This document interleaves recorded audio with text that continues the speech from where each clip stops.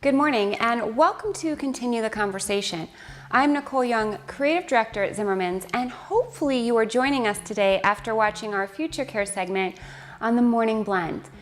Today on the Morning Blend, we discussed this week's Post-it, Do I Really Need a FutureCare Program? And as you can imagine, my answer was yes. Everyone needs a FutureCare program. However, seniors in particular need to get getting a FutureCare program to the top of their priority list. And the reason you will hear me say that over and over again is because it is very important to acknowledge that the items a FutureCare program protects someone from are the very occurrences that are most likely going to affect seniors first. Today on the show, we addressed the reasons why seniors sometimes turn away from the idea of properly planning with a FutureCare program, and instead we want to get people excited about properly planning for their future with the enormous benefits a FutureCare program can have. We discussed the very specific emotional reasons why seniors avoid planning. However, as we said on the show today, there are no acceptable, viable reasons for not being properly prepared for your future. Let's begin with the first reason we discussed, that I do not want to think about something bad happening to me. As someone who works with seniors, I am well versed in the things seniors see happen all around them, to their friends and their neighbors, and I agree that those things can be tragic and seem a little too close to home. It is never pleasant to join your friends for your weekly bridge game and notice a friend is absent from the table, or to then hear the club president inform everyone that your friend is absent because she had a stroke and will no longer be part of the weekly gatherings. That is very hard and a substantial reality to have to hear. Nonetheless, it's vital to acknowledge that you could be in that same situation at any given moment. Unfortunately, seniors tend to ignore the reality of the situation instead of taking heed from their friends' experience and beginning to put things in place to avoid having that same experience themselves. So in turn, you may decide to send a card and well wishes to that friend and send a little prayer asking for that to hopefully never be you. When instead, the best message you can take from your friend's experience is to put into motion a FutureCare program to help ensure that if a tragic experience such as a stroke occurs, your life is not going to be ripped out from underneath you. Your rehabilitation, getting better and stronger, back to playing bridge with your friends on Wednesdays, and getting your life back are not things you will need to worry about because you have a FutureCare program, which covers those very items and so much more. The simple truth is, by refusing to acknowledge the things that may happen, you're giving away your opportunity to ensure that they don't happen. Now for those seniors who use the second excuse. They understand the importance of planning, but think a will cover everything. As I said today, you do need a will or a trust and perhaps other legal documents as a critical part of planning for your future. And a great lawyer is a vital resource to have for certain aspects of planning. However, there are so many more crucial elements you must prepare for that are outside a lawyer's wheelhouse. Being properly prepared for your future requires having someone who can speak for you at 2 a.m. at the hospital if you are unable to speak for yourself. It is important to understand that there may come a time when you need someone to arrange transportation for you, or to have groceries delivered to your home, or even cook meals for you. You may not always be able to care for yourself or even speak for yourself, and yet you will still want to live in a place that makes you happy. You will still want to have the best medical care and professional services available. The things that are important to you today will still be important to you in the future, and a FutureCare program ensures that those things are not taken away from you. In simplified terms, a will takes care of your estate after you have passed away. A FutureCare program takes care of you while you are alive. And I think we all can agree that how you are treated and cared for while you are living is truly the most important thing. Now we move on to the third reason seniors use as an excuse for not being properly prepared. They say, I'll just deal with things when they happen. During the show today, I asked seniors to be very honest with themselves, because the truth is, when you say, I'll just deal with it when it happens, you're actually saying, I'll put that burden on someone else to deal with. We all can pretty quickly guess who that burden will fall upon: your family. And typically there are two key players: your spouse and your children.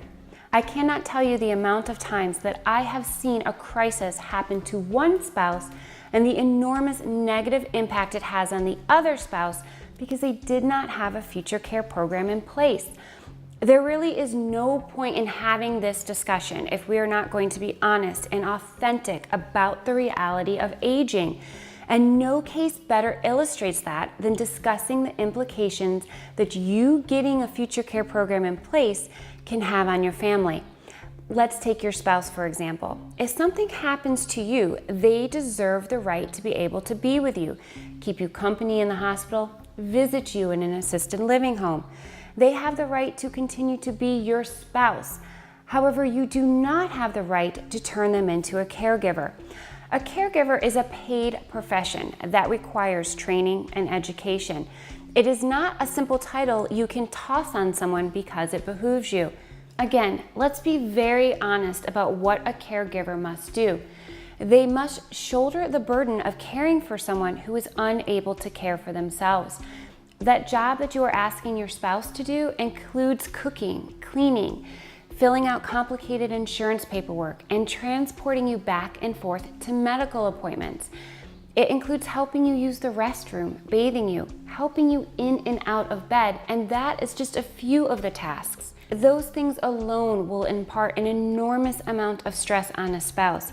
And now we really need to remember that we are talking about a spouse who is also most likely a senior such as yourself, and we can quickly understand why safety is a concern. There is absolutely no good example of an elderly individual helping another elderly person out of a wheelchair, the shower, a car, or even a bed that ends well. Sometimes during a FutureCare consultation, a man will say to me, no, it's okay. We have a son, and he's a truly great son, and he will step in should his mother or I need him. It is then that I share with them that the group of people who are the most insistent about getting a FutureCare program in place are adult children whose parents are seniors. And these adult children want to get a FutureCare program in place because they promised themselves that they would never do to their children what was done to them by their aging parents, such as asking them to handle situations about which they are completely unclear of. The feeling of letting your parents down during such a critical period of time can stay with you forever. It is one thing to ask your child to use your money to pay your bills. It is an entirely different situation to be so ill prepared for your future that your child has no idea what to do should you be unable to speak for yourself. Does he know what your medical directives are? Do you even have those in order? How will he know what you want in regards to care for yourself? Did you want to have help brought into your home? Would you prefer to live in an assisted living home instead? And which type of assisted living home? A large one with lots of people and activities, or a smaller, quieter one? How will he know which caregiver or assisted living home is the best, the most trustworthy, the one that has never been cited by the state, or the one that will make sure that you are served the food that you truly enjoy? The list of examples I could give is endless. Have you even thought about any of those things, or did you just tell yourself that your son would think about them when the time comes? A FutureCare program thinks about those particular things and so much more. Your spouse, family, children should be there for you when you need them. They should be there to offer you comfort and support and laughter. With a FutureCare program, you offer your family a partner, someone who knows what your wishes are, has valuable medical information about you, and who can be your advocate and arrange care for you, the very best care. Don't ask your family to work for you as a caregiver, to be expected to answer questions you were not even willing to answer yourself, to be burdened for the rest of their lives wondering whether or not they made the right decision for you. Let your family be your family. let a FutureCare program handle everything else. And just for good measure, it is important to acknowledge the fourth reason that seniors use for not planning for their futures. The nothing may ever happen to me reason. Nothing may ever happen to you. You may pass away peacefully in your sleep decades from now. However, we shared statistics with everyone today that clearly showed that there is a substantial likelihood that something may in fact occur where you find yourself in the hospital. The statistics we shared today showed that over 290 million people over the age of 65 will experience a hospital or emergency stay this year alone, and that average stay will be about 5 days. So instead, sleep peacefully tonight and every other night knowing that you have a FutureCare program in place that will be there for you and your family no matter what does or doesn't happen in the future. Perhaps you've been putting off getting a FutureCare program for one or more of these reasons. However, hopefully now you realize that there are no acceptable, viable reasons not to get a FutureCare program in place. Now that you know better, you can do better. As the great poet Maya Angelou once said, spend the week retooling your mind and your heart to really accept that it is time to get a FutureCare program in place. Then join us next Tuesday on the Morning Blend when we eliminate all of the fear, mystery, and excuses you may have about getting a FutureCare program in place. And here's a hint, there's actually one simple step, and it's affordable. Until then, thank you for joining me on Continue the Conversation.